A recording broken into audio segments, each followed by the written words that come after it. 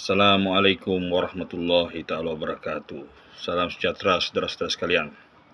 Alhamdulillah berjumpa lagi kita di channel yang serba simple tetapi lain daripada yang lain, yaitu channel Malaysian Respond. Okey saudara-saudara, pada kali ini konten saya akan membahas tentang kemelut kecil yang sedang berlaku di negeri Selangor Darul Ehsan, iaitu berhubung dengan pemilihan MB, Menteri Besar yang baru, yang mungkin besok 21 hari bulan kita sudah tahu siapa yang bakal dilantik atau diperkenankan oleh Sultan Selangor untuk menjadi peneraju negeri yang termaju di Malaysia ini.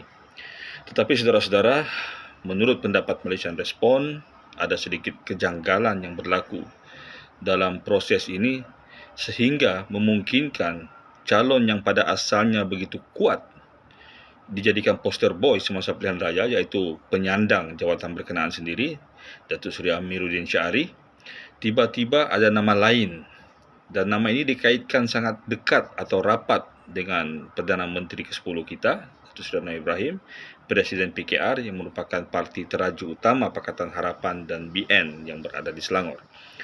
Okey, apa yang menjadi kejanggalan adalah kekalahan salah satu calon yang bertanding di Parlimen Gombak. Ya saudara-saudara ya, untuk pengetahuan saudara-saudara, di Parlimen Gombak ini ada 3 dun, iaitu Hulu Kelang, Sungai Tua dan Gombak Setia. Di 2 dun berkenaan, di Sungai Tua ditandingi oleh Menteri Besar Datuk Seri Amiruddin Syari, manakala salah seorang calon wanita, Juwariah kalau tidak salah saya, menentang Azmin Ali di Parlimen di Dun Hulu Kelang.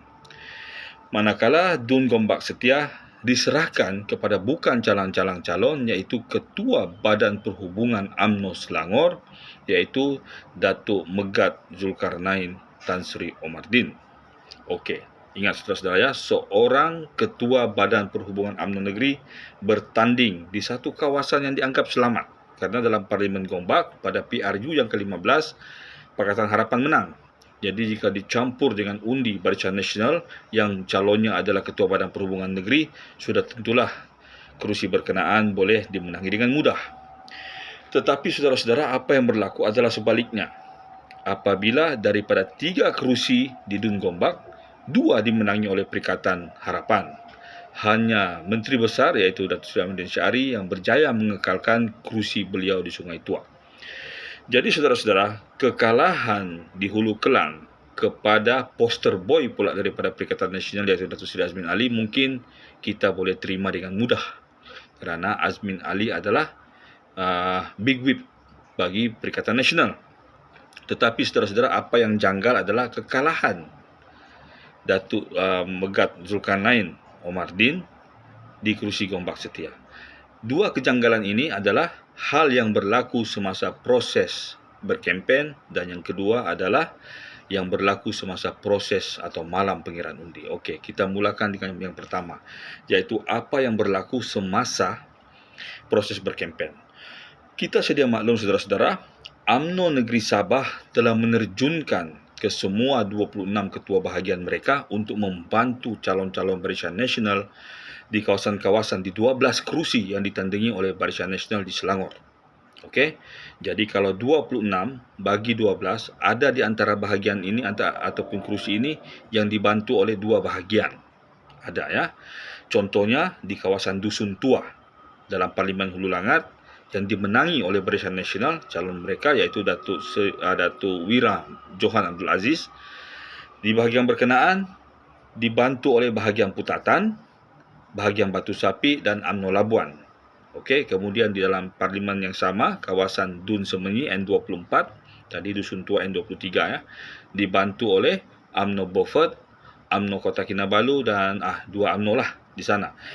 Tetapi di N17, sebagai mungkin mengimbangi pengaruh Ketua Badan Perhubungan UMNO Negeri Selangor, maka Ketua Badan Perhubungan UMNO Negeri Sabah sendiri, iaitu Datuk Seri Bung Mokhtar Radin, telah mengepalai pembabitan UMNO Kinabatangan untuk membantu di kawasan berkenaan. Okey. Jadi saudara-saudara, kalau kita lihat sepintas lalu, sudah tentulah ini akan menambah kekuatan kerana Badan Perhubungan UMNO Negeri dibantu oleh Ketua Badan Perhubungan UMNO Negeri yang satu lagi, Tetapi ini merupakan senjata makan tuan. Kerana sudah tentulah Datuk Seri Bung Mokhtaradin terpaksa pergi ke banyak bahagian lain kerana beliau merupakan ketua bahagian UMNO, ketua Badan Perhubungan UMNO di negeri Sabah. Jadi beliau harus pergi melawat PDM yang banyak. PDM ini pusat daerah mengundi lah, yang harus beliau telusuri. Jadi beliau tidak akan berada pada jangka waktu yang sangat ketat di DUN Gombak Setia. Satu lagi saudara-saudara, walaupun bahagian kinabatangan ini diterajui oleh Ketua Badan Perhubungan Negeri Sabah, iaitu Datuk Seri Bung Mokhtaradin, tetapi dari segi kekuatan bantuan, sebenarnya bahagian yang paling kuat diketuai oleh Ketua Pengarah Pilihan Raya UMNO Negeri Sabah itu sendiri, iaitu merangkap Ketua Bahagian UMNO Putatan, Jeffrey Nur Mohamad.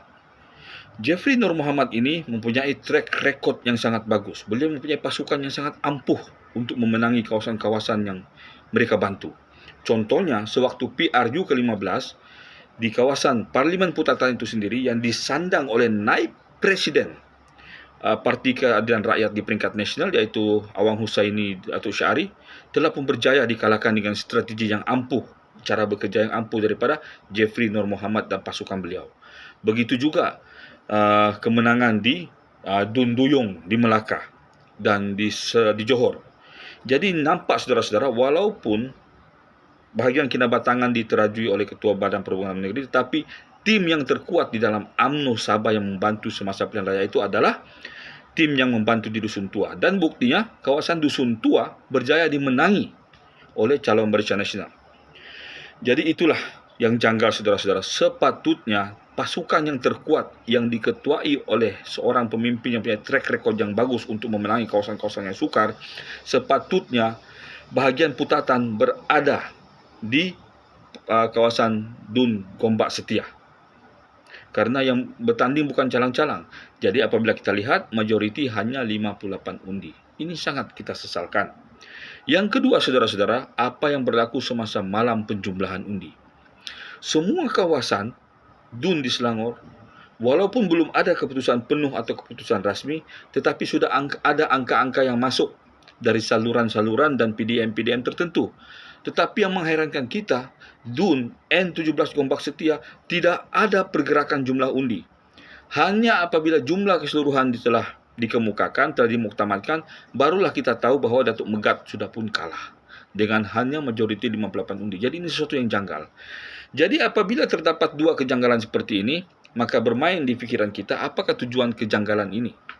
Adakah ada gerakan yang sengaja mau Datuk Megat Zulkarnain kalah? Boleh jadi saudara-saudara. Tetapi yang ditembak, dilastik dengan satu batu dua burung kena ini bukan Datuk Megat dan Datuk Bung Mokhtar saja, tapi berkemungkinan Datuk Amiruddin Syari sendiri, sama ada beliau menjadi sebahagian daripada komplotan atau beliau sendiri jadi mangsa. Kenapa Malaysian Respond mengemukakan fakta seperti ini? Kerana saudara-saudara, kita tahu PMX sekarang sedang mengenengahkan seorang pemimpin yang nama ayah dia pun memang Ngah, okey, yang menjadi adun di Sri Setia, N32 Sri Setia, iaitu Dr. Fahmi Ngah. Dr. Fahmi Ngah ini seperti kita fahami adalah orang yang sangat rapat dengan Datuk Seri Anwar Ibrahim, dan nama beliau kita difahamkan telah pun disubmit antara 3 nama yang dipersembahkan untuk perkenan ke bawah Duli Yang Maha Mulia Sultan Selangor. Jadi besok kita akan tahu adakah teori yang dikemukakan oleh Malaysian Respond ini betul atau tidak, Allahu alam, tapi besok kita akan tahu keputusannya. Jadi jika benarlah ini berlaku, maka saya rasa bukan BN saja kena game, tetapi Menteri Besar yang ada sekarang, penyandang yang ada sekarang, Datuk Seri Amiruddin Syari juga ikut kena game. Jadi kalau ini benar saudara-saudara, maka PKR ini memang benarlah sebuah parti yang suka membuat move atau gerakannya, kajang move, langkah kajang, langkah macam-macam mereka sudah laksanakan. Maka kita tahulah, hal ini sudah bukan menjadi kejanggalan lagi, maka fikirkanlah ya, kerana risiko dia masih akan datang.